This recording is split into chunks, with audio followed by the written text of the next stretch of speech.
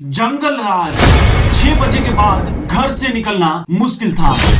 तो आइए हम चर्चा करते हैं उसी जंगल राज पर। जंगल राज में क्या था और जंगल राज के आने से पहले क्या था और आखिरकार जंगल राज है क्या, इसे हम बारीकी से समझने का प्रयास करेंगे और आप सभी को हम सच के साथ बताने का प्रयास करेंगे। तो नमस्कार, आफत न्यूज में आप सभी का बहुत बहुत स्वागत है। कहा जाता है कि लालू राज में जंगल राज का जन्म हुआ था। बिहार की राजनीति में इसे मेन मुद्दा बनाया जाता है। हर एक नेता जंगल राज का जिक्र एक बार जरूर करते हैं।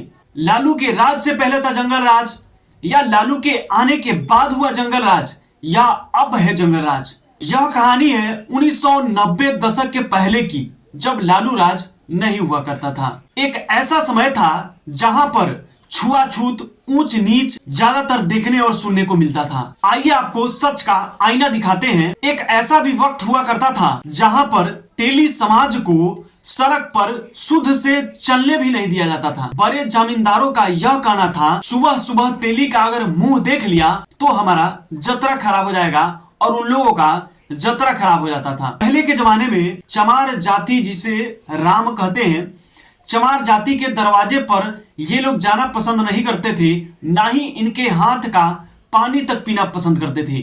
और कारण यह है कि वह एक नीच जाति का था। यहाँ तक कि छोटी जाति के लोगों को चप्पल तक पहनने नहीं दिया जाता था। अगर उनके सामने चप्पल पहनते हुए दिखे या पकड़े गए तो उनकी पिटाई जबरदस्त तरीके से होती थी। छोटे जाति के लोगों को बड़े जाति के लोगों के सामने, जमींदारों के सामने चप्पल खोलकर चलना पड़ता था, या चप्पल अपने सर पर रख कर चलना पड़ता था। अगर आप छोटे जाति से हैं, अगर आप अपने दरवाजे पे भी खटिया पे बैठे हैं, चौकी पे बैठे हैं, कुर्सी पे बैठे होते थे, तो आपको उन्हें देखकर, बड़े जाति के लोगों को देखकर, जमींदारों को देखकर आपको खड़ा हो जाना पड़ता था। अगर आप बैठे हुए पकड़े गए तभी आपको बहुत ही गंदे तरीके से पिटाई की जाती थी। जमींदारों के सामने आपको ऊंची आवाज में बात तक नहीं करना पड़ता था। ऊंची आवाज में बात करने पर दंड दी जाती थी। यही नहीं, अगर आप नीच जाति से हैं, अगर आप छोटे जाति से हैं, तो आपको कुआं पर पानी भरने भी नहीं दिया जाता था।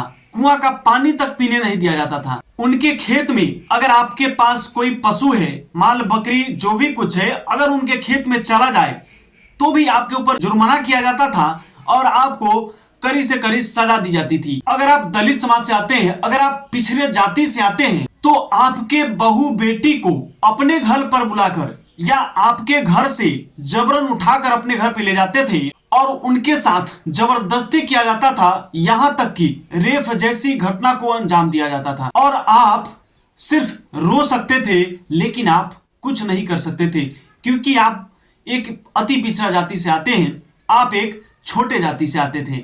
यह सब आपको पता नहीं होगा। अगर आप 30 साल के कम उम्र के व्यक्ति हैं तो आपको यह सब जानकारी नहीं होगी, लेकिन जो 65 वर्ष से ज्यादा के हैं उन्हें यह सारी कहानी पता होगी और आप उनसे बारीकी से पूछ सकते हैं। यह सब देखने और सुनने के बाद एक ऐसा दौर आता है जहां से एक गरीब, दलित, पिछड़ा, अति पिछड़ा के और नीच जाति से निकलकर एक मसीहा आता है, जिसका नाम होता है लालू प्रसाद। वही लालू प्रसाद यादव जिसे जंगल राज के नाम से बदनाम किया जाता है और बार बार राजनीति में इसका जिक्र किया जाता है। वही लालू प्रसाद यादव जिसे गुंडा राज का पालनहार बताया जाता है। उस समय लालू प्रसाद यादव सरकार में आ जाते हैं और ज्यादा से ज्यादा छोटे जाति के लोगों को, नीच जाति के लोगों को टिकट देने का काम करने लगते हैं और उन्हें पूरा का पूरा समर्थन करने लगते हैं। यह सब देखकर बड़े जाति, जमींदारों एवं भूमिहार लोगों का खून खौल जाता है और वह एक अपना सेना तैयार करते हैं, जिसका नाम रखते हैं रणवीर सेना। रणवीर सेना पूरे बिहार में एक जाति के आधार पर तैयार किया जाता है। इसे 1994 में भूमिहार जाति के लोगों ने रणवीर बाबा नाम के एक भूमिहार जाति के नाम पर रखा था, जिसका उद्देश्य था बड़े जाति के लोगों का समर्थन करना और उसका सुरक्षा करना। रणवीर सेना भी छोटे जाति के लोगों पर,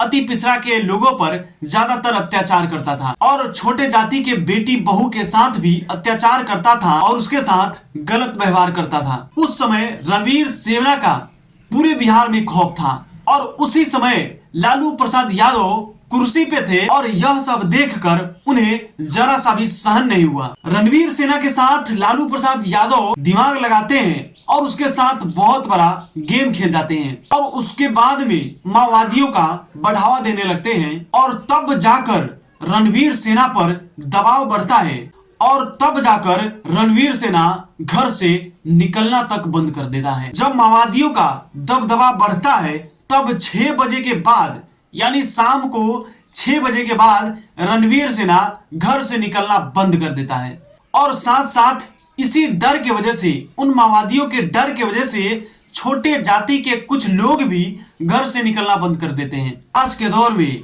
इसी कहानी को राजनीति में लगातार दोहराया जाता है और उसी कहानी को बार बार बताया जाता है और इसी का नाम जंगल राज रख दिया जाता है। लालू का राज आया तो 6 बजे के बाद लोगों का घर से निकलना मुश्किल हो गया था। तब जाकर कुछ छोटे जाति के लोगों में भी जो माओवादी बने थे, जो आतंकवादी बने थे, वह बड़े जाति के लोगों पर हमला करने लगते हैं और हमला इसलिए करते थे कि उन्होंने वो सारी चीजें देखी थी जो गरीब अति पिछड़ा के साथ अत्याचार किया जाता था, वो सभी कुछ ये देख चुके थे।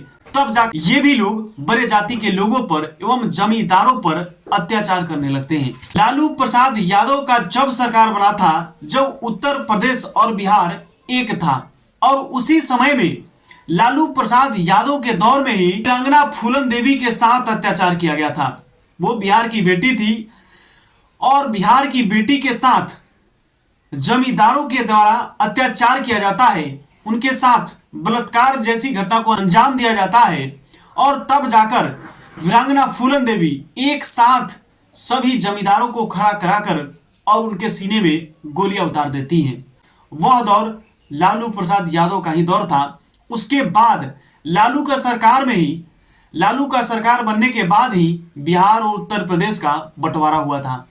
उसी बदले की आग में झुलसे लोग जो बदला लेने के लिए निकल चुके थे, पिछड़े जाति में बने डाकू बदमाश जो लोग थे और माओवादी जो बने लोग थे, वो बदले की आग में झुलस चुके थे और बदला लेने के लिए वो तैयार हो चुके थे। उस समय लालू प्रसाद यादव ने गरीबों और अति पिछड़ों का आवाज को काफी ज्यादा बुलंद किया। अब लालू प्रसाद यादव का दौर खत्म हो जाता है और अब सरकार बन जाती है नीतीश कुमार की। नीतीश की सरकार बनते ही माताओं एवं बहनों का काफी ज्यादा सम्मान मिलता है और शिक्षा को बढ़ावा काफी ज्यादा देते हैं नीतीश कुमार। लेकिन ऐसा नहीं है कि जंगल राज का खात्मा हो जाता है, ऐसा नहीं है कि बलात्कार, रेप, मर्डर जैसी घटना समाप्त हो जाती है। ये आज के दौर में भी लगातार देखने को मिलता है। आज भी इस समस्या को खत्म नहीं किया गया, यह समस्या आज भी लगातार देखने को मिलता रहता है। तो आप सभी हमें ये बताइए कि लालू प्रसाद यादव के आने से पहले जंगल राज था या लालू प्रसाद यादव के आने के बाद जंगल राज हुआ या अब जंगल राज है। आज के दौर में आप सभी देख ही रहे हैं कि आखिरकार किस तरह से लगातार बलात्कार, हत्या, रेप, मर्डर देखने को मिल रहा है। तो क्या यह जंगल राज नहीं है? तो क्या यह मंगल राज है? कमेंट करके बताइएगा और हो सके तो इस वीडियो को ज्यादा से ज्यादा शेयर कर दीजिएगा ताकि पूरे बिहार वासियों को ये पता चलना चाहिए लालू राज आने से पहले क्या हुआ करता था और लालू के राज में क्या हुआ करता था और आज के दौर में क्या हो रहा है। प्लीज एक बार इस वीडियो को शेयर जरूर कर दीजिएगा। बहुत बहुत धन्यवाद।